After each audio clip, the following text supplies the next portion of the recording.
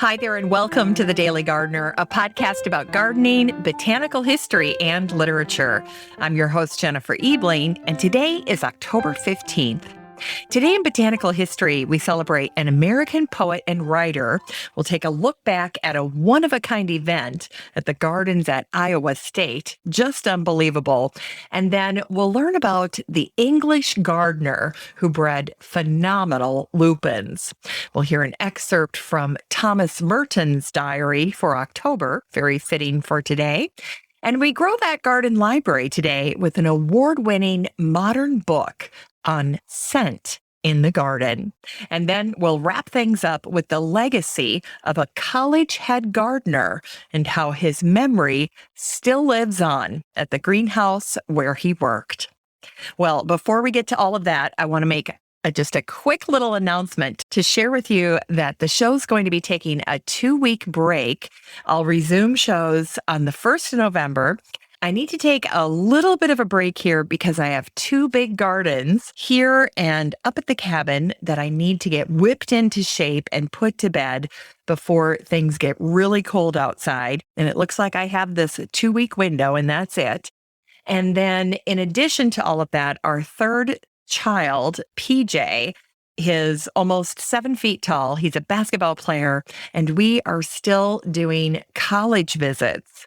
And so we've got a few more of those that we want to get taken care of before he starts his regular basketball season. And that'll be starting later in November as well. So tuck that away. Shows will resume November 1st. Well, with that said, it looks like up here in Minnesota that cold weather is just around the corner. I don't think we're going to have a nice, long, lazy fall that'll extend into November. It looks like things are going to get dramatically colder starting after Halloween. And so there's no time like the present when it comes to getting your plants in the ground and making sure that you take care of your irrigation system, like your spigots and your sprinkler system, and also any containers that you may have outside that are holding water, like some of your statuary or your fountains, because all it takes is one good freeze to cause some damage.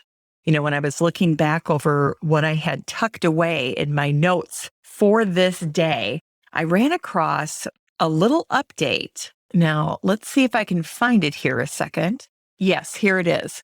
So this is from 1843 in the New England Farmer. It was published on this day, and the title of this tiny little snippet says, "The First Snow," and it says, "There was a slight fall of snow at Philadelphia on the 13th of October in 1843, and in Ulster County on the 14th, snow fell to the depth of 4 inches." And that made the news back in October of 1843. 6 years later, in 1849, Henry David Thoreau wrote these marvelous words to live by. He wrote, "What sort of fruit comes from living as if you were going to die?" Great question. And you know, this time of year, gardeners tend to live like that. If you have a list of things that you want to get done in the garden, and you know that winter is breathing down your neck, all of a sudden your priorities in the garden get very clear. We got to get plants in the ground. We've got to get a few things moved, and we've got to do a massive tidy up before the snow flies. So for me right now, I'm focusing on my bigger trees and shrubs. That's my top priority here in my Maple Grove garden. And then up at the cabin, since I couldn't find a contractor to help me with my 2 big landscaping projects, well, those need to get done. They absolutely have to get done first. And then I'll be prioritizing my perennials and my shrubs that I need to get planted up there. But great question posed by Thoreau. What sort of fruit comes from living as if you were going to die? Now, that particular quote by Thoreau is referenced all of the time. And as I was doing a little bit of poking around online to read what had been written about his journal starting in 1849, I ran across a piece that Andrea Wolf, the fantastic author, the woman who wrote a fantastic biography on von Humboldt, Well, she wrote this magnificent piece about Henry David Thoreau for The Atlantic, and it had this title, Walden Wasn't Thoreau's Masterpiece. And she begins her article this way. In late 1849, 2 years after Henry David Thoreau left Walden Pond, where he had lived for 2 years, 2 months, and 2 days in a cabin that he had built himself, he began the process of completely reorienting his life again. And although this life change was less conspicuous, it engaged him in a quest that was even more enlightening and relevant today. What the 32-year-old Thoreau quietly did in the fall of 1849 was to set up a new and systematic daily regimen. In the afternoons, he went on long walks, equipped with an array of instruments, his hat for specimen collecting, a heavy book to press plants, a spyglass to watch for birds, his walking stick to take measurements, and small scraps of paper for jotting down notes. Mornings and evenings were dedicated to serious study, including reading scientific books by the German explorer and visionary thinker Alexander von Humboldt. And Andrea goes on in this article to say that one of the goals that Henry David Thoreau had was he wanted to know the name of every single shrub that he saw. That was a major goal of his. And so, as all of this is happening, as this personal change in daily habits is going on for Thoreau, he writes these words: "What sort of fruit comes from living as if you were going to die?" Well, 25 years later, Henry Arthur Bright was writing in his journal. He was recording a year in his Lancashire garden. And here's what he wrote about his garden on this day back in 1874. He writes, "This is St. Luke's summer, or the Indian summer, as it's called in America. The air is soft and warm and still. The yellow leaves fall from the beeches in countless numbers, but slowly and noiselessly, and as if reluctant to let go their hold. But there is a sadness with it all. We cannot deceive ourselves, but we know that all is now over, and that at any moment the frost may come and leave us nothing but decay and death. Our apple harvest has been over for nearly a fortnight. Of my pears, I have not much to say. Plums have done but little. I must not forget the red Siberian crab, which has been laden with fruit, and one tree of which should find its quarter in every garden. Last of all, I have to speak of the barberry. There is a great bush which stands by the grass walk in the walled garden. In the summer, it was a mass of scented yellow blossoms, round which bees were always buzzing. Then as the year grew older, bunches of bright coral hung over it from top to bottom. We consider our barberries as not the least important of our fruit crop. We preserve them, some in bunches, some picked like currants. We crystallize them in sugar, and they become delicious bonbons. We steep them in salt and water, and they keep as gay garnish for cold meat or game. Our barberry tree is not looking its best at present. A big branch has withered, and I must cut it in. So there you go, a little update, a sweet little update from Henry Arthur Bright, his little account from his 1874 journal, which became his book called A Year in a Lancashire Garden, one of my favorites. I love that little book. It's fantastic. Well, if we fast forward a little bit and we get a little closer to our modern times, in 1995, in the New York Times, Joan Lee Faust wrote a little column called In the Garden, Tidy Impatience Beds take off. And she began her article on this day back in 1995 this way. She writes, "Thank goodness for impatience. At this time of year, the color from those seemingly ubiquitous flowers is truly spectacular. Gardeners usually plant impatiens with careful regard as to the plant's ultimate size. Their hope is to place the diminutive or dwarf ones, reaching maybe 8 to 10 inches at maturity, as edgers. Then they may choose the taller growing types, 1 or 2 feet high, to fill grander places. But by this time of year, impatiens have forgotten what they were bred for and just grow apace. What was expected to be a tidy, diminutive border of color balloons into a glorious display." Anyway, this article goes on and on about the glory of impatiens. And in my front planter this spring, I couldn't find any annual that really caught my attention that I wanted to put in this fantastic planter that I have out front. It's a huge 6-foot round cement planter. It's shaped like a giant shell, and it sits about 2 to 3 feet off the ground. It's held up by this enormous concrete base. It's very heavy. And every year, that's where I like to plant my annuals. And this year, as I said, I just struggled to find anything that I really liked. And so I just decided to go very simple, and I went with white impatiens. Well, as Joan alluded, that planter is looking absolutely glorious. The white impatiens have completely covered this huge planter. They're doing fantastic. And later on today, as part of my transition into winter, I'm going to take out all of those lush impatiens and start to turn that planter over and start to get it prepped for the holidays.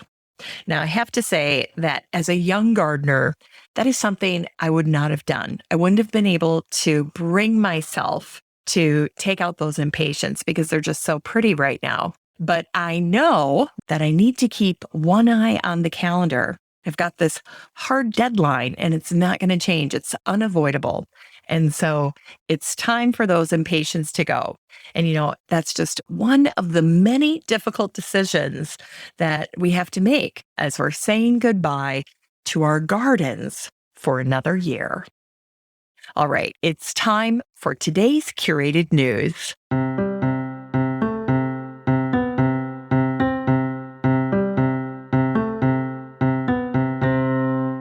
Well, today's curated news is a little blast from the past. This is an article that Gardenista posted back in 2019, and I think I shared it back then in an old episode of the show. But I thought this was a really good one, and so I wanted to bring it out of the archives and share it with you again. And it's kind of fun to take a look at something like this at the end of the season when emotions are not running quite as high as you're saying goodbye to your garden. So here is the article. It's called 10 Things Your Landscape Architect Wishes You Knew, but is too polite to tell you. Great topic. And by the way, I should mention that this post was written by Barbara Peck back in 2019. So here's her list really quick. I'm just going to run through it here. First up, your children will quickly outgrow your space. This is so true.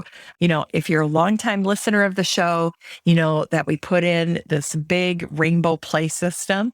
And then the following year, we installed a pondless water feature. So it looks like a little river, but there's no pond. And I tell you what, my kids ended up playing more with that water feature over the years and deriving more enjoyment from that as they got older than they ever did from that swing set. I think there was this initial wow factor when we got that installed. But once the water feature went in, it was really hard to compete with that. And then I have to say, because it was pondless, I didn't have to worry about anybody accidentally getting hurt or drowning. And so for my money, if I had to do it over again, I would just do the water feature and forgo the swing set. All right. Now, second on this list is xeriscape doesn't equal zero waterscape. This is a great point. It's one that I know I've talked to Pam Pennick about. She's the Austin, Texas garden blogger that I interviewed on my other podcast. And, as I often tell new gardeners, life on Earth is inextricably bound to water. Living things need water to survive, and plants are living things. And sometimes you just have to break things down that simply. So, great point. Xeriscape does not mean zero waterscape. The third point here is artificial grass isn't the answer. It's extremely expensive. I know when my old neighbors here next door to me got selected to be on a backyard transformation for HGTV back in the early 2000s, they had a small section of their yard replaced with artificial turf. And the cost of that was absolutely jaw-dropping. So artificial turf, very expensive. Also, not environmentally friendly or responsible. So don't pursue that as an option. Number 4 is gravel can't replace mulch. The two play very different roles in our gardens. And plants need mulch, not gravel. Gravel's not going to help feed the soil or replenish the soil in the same way that mulch can. They're very distinctly different. Number 5, a specimen tree won't live forever. Heartbreakingly true, which is why you always want to be thinking strategically about your tree portfolio on your property. Where can you add more trees so that in any season, if you lose some of your prized trees on your property, you still have other trees that you've been planting and incorporating into your property. So always good to plant more trees. Number 6, cutting corners isn't smart. This is so true too, because oftentimes you just end up even spending more money and time and labor and worry over parts of your garden or parts of your yard that you end up thinking, we'll just cut a corner here or there. And number 7 is patience is a must. And of course, when this was written back in 2019, the pandemic hadn't even started yet. And so nowadays, patience is just the way we have to do life right now, isn't it? It's definitely been one of the virtues the world needs more of. All right. Number 8 is codes change, inspectors happen. That was clever. Number 9 is the best neighbors are happy neighbors. And I tell you what, after putting a fence in this summer, I can definitely attest to that. And then finally, number 10 is trust us. That was the last tip on this list of 10 things your landscape architect wishes you knew. But I would argue that trusting them should probably have been at the top of the list. Because if you can't trust your landscape architect, then you're not going to work well together. So do your homework, find someone that you're totally comfortable with, that you can trust, and then leverage their expertise to come up with solutions that you're looking for. All right. Well, each one of these little posts has a ton of information. There's always a couple of paragraphs of information after each one of these. I have put this article in the Facebook group for the show, so you can go ahead and check it out there. Now, if you're not in the Facebook group for the show, it is so easy to join. All you need to do is type in the words Daily Gardener Community up in the search bar in Facebook, where you'd look for an old friend, and then request to join. And then I'll ask 3 questions. It's just verify that you're a real person. And also, that's a great little place to communicate with me about your thoughts on the show, because I read every single request by people who want to join the group. So there you go. All right, it's time for today's Botanical History.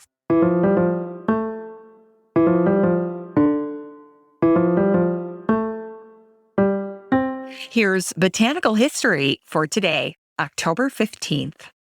Today is the birthday of Helen Hunt Jackson. Her pen name was H.H. She was an American poet and writer, and she was born on this day, October 15th, in 1830. Helen fought for the dignity of Native Americans, and she wrote about mistreatment by the U.S. government in her book called A Century of Dishonor. She wrote that in 1881, and then followed that up with her 1884 book called Ramona. Well, today, Helen is also remembered for her lighthearted poems, like this one about September. By all these lovely tokens, September days are here, with summer's best of weather and autumn's best of cheer. And she also wrote, O suns and skies and clouds of June, and flowers of June together, ye cannot rival for 1 hour October's bright blue weather. Helen's poem Vanity of Vanities is a favorite of gardeners, and it goes like this. Bee to the blossom, moth to the flame, each to his passion, what's in a name? Red clover's sweetest, well the bee knows, no bee can suck it, lonely it blows. Deep lies the honey, out of reach, deep. What use in honey, hidden to keep? Robbed in autumn, starving for bread, who stops to pity a honey bee dead? Star flames are brightest, blazing the skies. Only a hand's breadth the moth wing flies. Fooled with a candle, scorched with a breath. Poor little miller, a tawdry death. Life is a honey, life is a flame, each to his passion. What's in a name? Swinging and circling, face to the sun. Brief little planet, how it doth run. Bee time and moth time, add the amount. White heat and honey, who keeps the count? Gone some fine evening, a spark out-tossed. The world no darker for 1 star lost. Bee to the blossom, moth to the flame, each to his passion. What's in a name? And it was on this day, October 15th, in 1897, that the Des Moines Register ran a headline from Ames, Iowa, and it definitely is an attention grabber. It said, "Crowd ruins Iowa State's flower plots." Here's the article, and it's just absolutely unbelievable, by the way. An unfounded rumor that flowers in the Iowa State College gardens could be had for the picking because of an expected frost led to an unprecedented display of vandalism here. This again was back in 1897 in Ames, Iowa. A crowd estimated at 150 to 200 persons on Sunday went through the horticulture department gardens, stripping off flowers and pulling up bushes until routed by Ames police. Officers relieved the mob of most of the flowers they had seized, but members of the horticulture department said the loss would be heavy. Most of the flowers and plants stripped were being used for experimental work, and the loss, therefore, could not be measured in dollars and cents.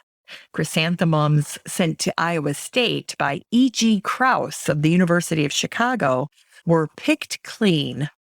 The flowers were being used in tests to determine resistance to cold weather, and the experiment was ruined, officials said. The college gardens are used primarily for research, and their part in campus beautification is secondary. The college rose garden is one of 16 being used as part of a national research program. Horticulture department members said it never has been college policy to permit picking of flowers by the public. Signs are displayed prominently throughout the gardens, warning visitors not to pick anything. College officials were at a loss to explain how the rumor might have started, and said it was the first time the gardens ever had been invaded by any sizable number of flower pickers. Ames townspeople and Iowa State College staff members were among those who went through the gardens on the picking spree, police said. Professor E.C. Volz reported that more than a dozen persons, some from nearby towns, stopped at his office Monday to find out where they might get the flowers. Crazy. All right. And then it was also on this day, back in 1951, that George Russell, the English gardener and plant breeder, died. He's remembered for his work with lupins and the creation of his stunning Russell hybrids. So if you've ever bought a lupin and then you've seen that tag, Russell hybrids, they were named for George Russell. George was a professional gardener, but his interest in lupins ignited after seeing a vase of the blossoms at one of his clients' houses, a Mrs. Micklethwaite. When he examined the bloom that day, he fell in love with the architecture and the form of the flower. But he wasn't thrilled by the solid purple color, and he reportedly remarked, "Now there's a plant that could stand some improving." Starting at age 54, George spent the next 2 decades cultivating 5,000 lupins every year on his 2 allotments, and he used bee pollination to develop his hybrids. And from each year's crop, just 5% were selected for their seed based on the traits that George found most appealing. For over 2 decades, George kept his lupins to himself. But finally, in 1935, nurseryman James Baker struck a deal with George. His stock of plants in return for a place to live for him and his assistant, and the opportunity to continue his work. 2 years later, George's lupins, in a rainbow of colors, were the talk of the Royal Horticulture Society flower show. George won a gold medal and a Veitch Memorial Medal for his incredible work. After George died on this day, much of his work died with him. Without his yearly devotion, many of his lupins reverted back to their wild purple color and tendencies, or sadly succumbed to cucumber mosaic virus.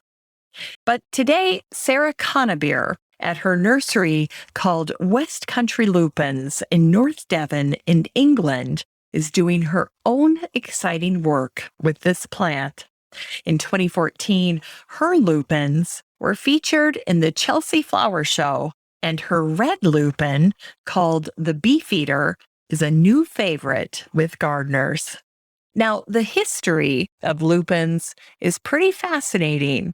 The first lupins in England were sent over from the Mediterranean, but there are also lupins that are native to the Western Hemisphere.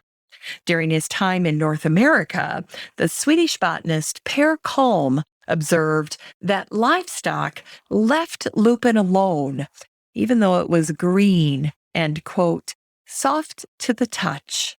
Now, George Russell planted the variety that was discovered in British Columbia by the botanist David Douglas of Douglas fir fame. As for their growing habits, lupins are a plant in motion.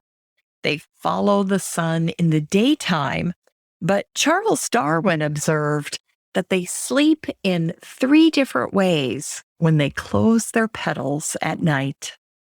Henry David Thoreau wrote about lupins in his book called Summer. He wrote, "Lupin seeds have long been used by the Navajo to make a medicine that not only relieves boils, but is a cure for sterility. Lupin is even believed to be effective in producing girl babies." It's time for today's Unearthed Words.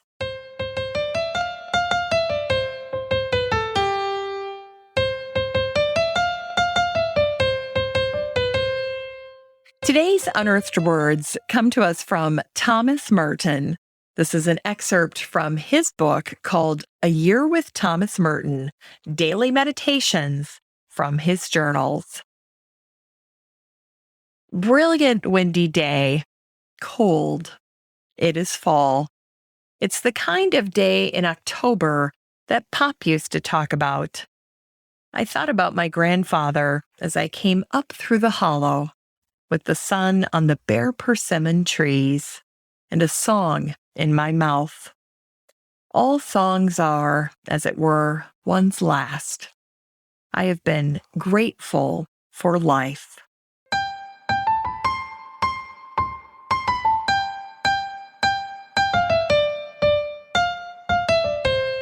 It's time to grow that garden library with today's book, The Sensual Garden by Ken Drews. This book came out in October of 2019, and the subtitle is Exploring the World of Botanical Fragrance. The author, Joel Lample, said this about Ken's book: a brilliant and fascinating journey into perhaps the most overlooked and underappreciated dimension of plants. Ken's well-researched information, experience, and perfect examples now have me appreciating plants, gardens, and designs in a fresh and stimulating way. Ken Drews is a celebrated lecturer and an award-winning author and photographer who has been called the guru of natural gardening by the New York Times. He is best known for his 20 garden books published over the past 25 years. And after reading this book, I immediately began to pay much more attention to fragrance in my own garden. This book is 256 illustrated pages of 12 categories of scented plant picks and descriptions for the garden, from plants to shrubs and trees. You can get a copy of The Sensual Garden by Ken Drews and support the show using the Amazon link in today's show notes for around $40.